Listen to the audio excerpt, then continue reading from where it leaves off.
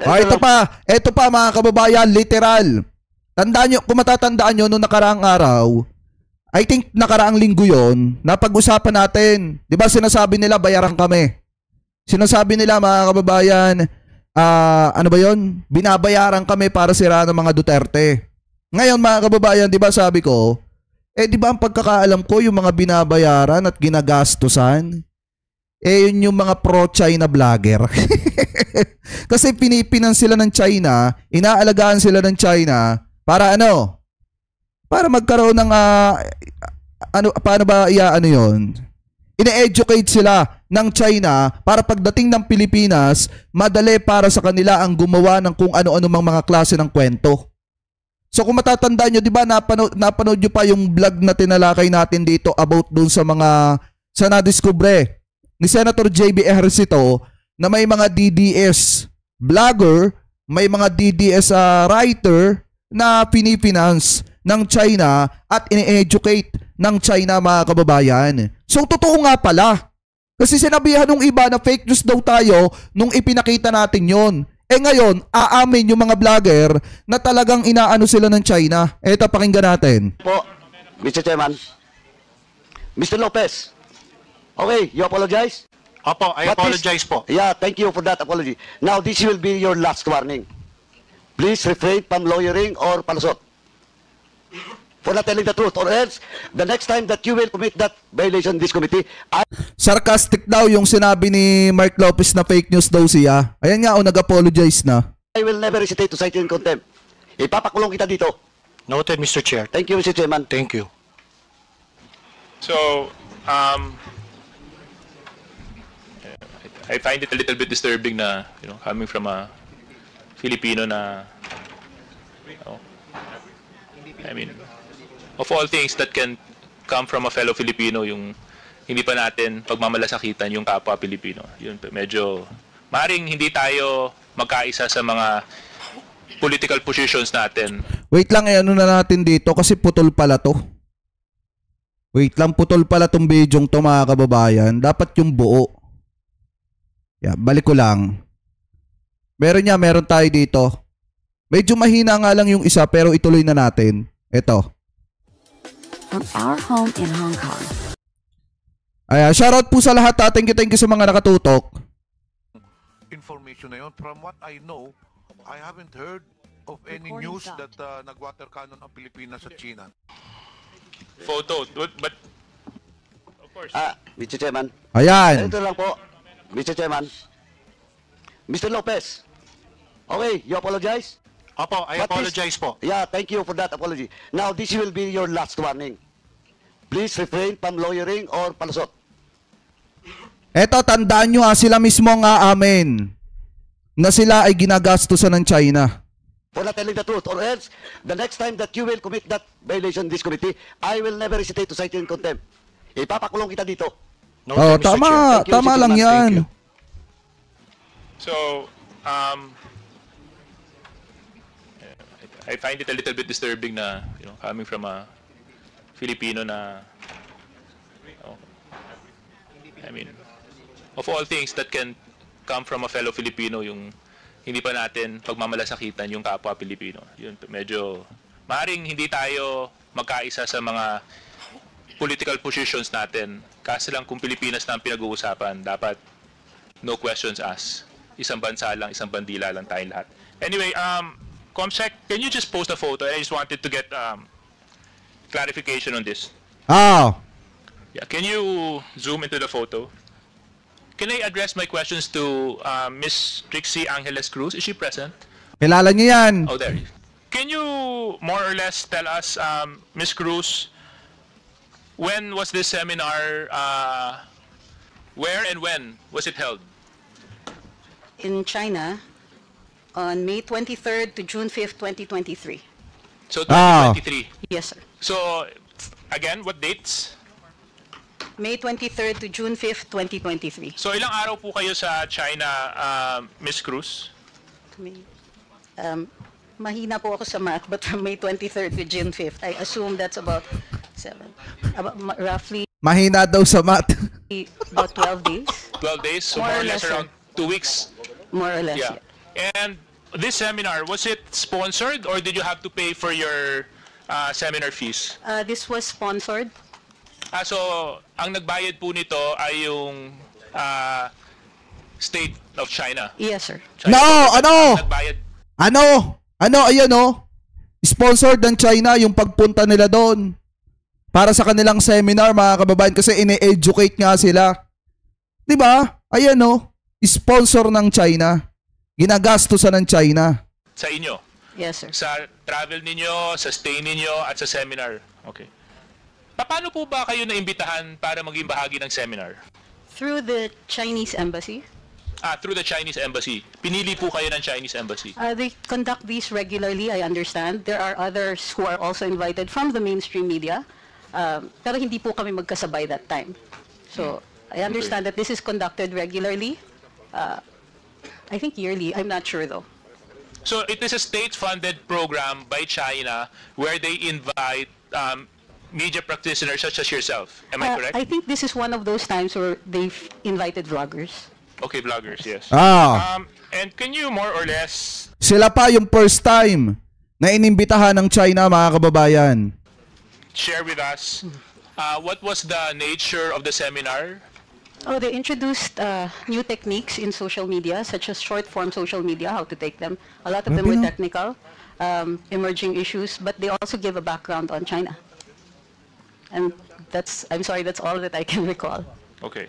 So, more or less, kulang-kulang isang linggo po kayo doon, no?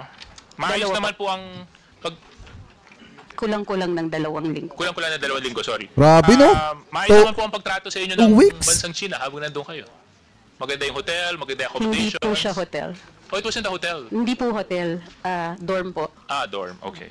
So was this the first time that your group participated in such a seminar? I don't know about your group, sir. Oh, sorry. I mean, the group that you were with. Ngayon ko lang po sila nakasabay. So you've been Kailan? there before? Yes, sir. There's a cultural exchange agreement between China and the Philippines since 1970s. Okay. I was in Xi'an for an archaeological seminar, part of our cultural exchange agreement because I'm an archaeologist. So, si Mr. Mark Lopez, kayo po ay naging bahagi din ng seminar, tama? Oo. Naka-ilang bisita na po kayo o naka-ilang seminar na po kayo dito sa state-funded activity ng China? Sir, yan lang po yung na-attendan ko po. Again. Yan lang po ang na-attendan ko. Ito lang po yung nadaluhan ninyo. Kita nyo, mga kababayan, kahit pala si Mark Lopez kasama rin doon. Ibig sabihin, pinanded din siya ng China. Tapos, in-educate sila doon, sineminar sila. Yung pinapalabas nila na tinuruan sila ng mga bagong technique pagdating sa social media, pagtatalakay ng mga issue, mga kababayan, gaano kaya tayo nakakasigurado na hindi rin na itinuro din sa kanila, mga kababayan, yung paninira nila sa Pilipinas?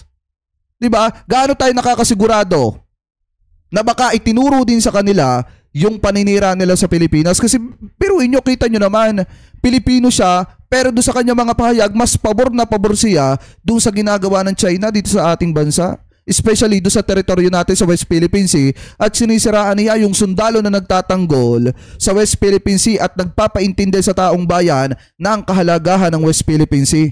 So possible na baka itinuro din sa inyo yung paninira sa Pilipinas, di umano. Di ba, ipagpatuloy pa natin? Okay. Yes, sir. Sir, pa-correct lang po. Yung punta ko sa Xi'an was a conference on cultural property. Would you think that the seminar that you attended affected your perspective or the work that you do? Ako po o si Mr. Mark Lopez? Kayo Myself? po, Miss Cruz. Kasi yun naman po No. yung layunin ng mga seminars, di ba? Para mas palawakin ang inyong pag-unawa, mas pagalingin kayo sa trabaho na ginagampanan ninyo. So sa Pagdating sa... palagay niyo po ba nakatulong ang mga seminars na ito sa trabahong ginagampanan ninyo? Abogado po ako at ang isang dalubhasa, I think, sa cultural conservation. So yung seminar, it includes a history of China, which also includes an understanding of the area. Matagal ko na pong napag-aralan yon. So medyo, yung iba doon, ulit na. Pero ang bago ay yung short form, yung pagturo nila ng short form type of video, which is a technical, parang technical na seminar yon, na tinuturuan kung paano gumamit ng ibang mga platforms at yung pagturo ng appreciation ng short form. Ang short form po, yun po yung mga reels, yung mga TikTok at saka yung 1-minute videos ng YouTube. Okay. At I'm Kaya pala napaka-expert mga kababayan nitong ano. Hindi, sa totoo lang ha. Sa totoo lang napaka-expert mga kababayan nung mga DDZ sa pagpapakalat ng mga short video. Hindi nyo ba napapansin? Especially sa Facebook. Tingnan nyo mga kababayan, napaka-expert nila sa pagpapakalat ng mga short video. Ikakat nila yung video, i-edit nila, ang palalabasin lang nila yung masama laban sa gobyerno. And then expert din sila dun sa pagpapakalat ng video, yung short video na kung saan video ni dating Pangulong Duterte, nalalagyan nila ng malungkot na kanta, and then boom, pababayralin nila. Nakuha niyo yung pinupunto, patetrendingin nila. Kaya pala kung tutusin mga kababayan, talagang laganap yung paninira nila sa gobyerno kasi expert na pala sila sa ganon. Yung pagpapakalat ng mga short video na minsan, yung iba pang pinapakalat na short video, laban sa gobyerno, pero kung titingnan nyo, napakataas ng views. Kasi nga, kung mga expert yung nag-upload noon, yung gumagawa ng video na yon, talagang makukuha nila yung trending ng mga video. Ano pa ngayon, ipagpatuloy pa natin. I'm sure yung na-gain ninyo at napakinabangan po ninyong additional knowledge is the same with those of those other participants in the seminar. Am I true to understand that, Mr. Lopez? Am I correct to understand that? Mr. Chair, yung aking pong takeaway doon po sa seminar na yun is that it's just an appreciation po of how China media works. Okay. And from the other participants, Yan, mga kababayan ha. At least maliwanag sa inyo na umamin etong si Atty. Trixie Cruz Angeles na talagang funded ng China yung pagpunta nila doon para sa isang seminar. And then ibig sabihin ginastusan sila ng Republic of China. Mga kababayan, para doon sa kanilang pagpunta doon, yung pag-seminar sa kanila, pagturo sa kanila kung paano nila mahuhook yung napakaraming views pagka nag-upload sila ng mga short video. So, kita nyo naman. Totoo nga pala na may mga vlogger na ine-educate mga kababayan sa China, may mga vlogger na kinakausap ng China at ipinapakilala dun sa mga vlogger na yon yung culture ng Republic of China. Ibig sabihin, baka naituro din sa kanila yung kahalagahan ng teritoryo ng China, mga kababayan. And then, tinuruan din sila mga kababayan kung paano sila makakagawa ng mga video na magbabiral. Kaya expert sila sa paggawa ng ganyan. So maliwanag, isa lang yung point dito mga kababayan, kaya sobra na lang yung paninira nila sa ating gobyerno kasi mga kababayan, baka naturuan sila dun sa kanilang seminar na talagang kung paano tumira sa gobyerno mga kababayan. Di umano. Pwede mali ako, pwede ring hindi. Pero kung titingnan po natin sa statement na inilalabas nitong si Mark Lopez na talagang pabor na pabor sa China, hindi po natin may iwasan na mag-isip ng ganon. Anyway, kaya mga kababayan, ano po ang komento nyo? Hingil po dyan. Comment below na lamang po kung ano po masasabi nyo. Hingil po dyan na kung saan mismong si Atty. Trixie na ang umamin na ginastusan ng China yung pagpunta nila sa China.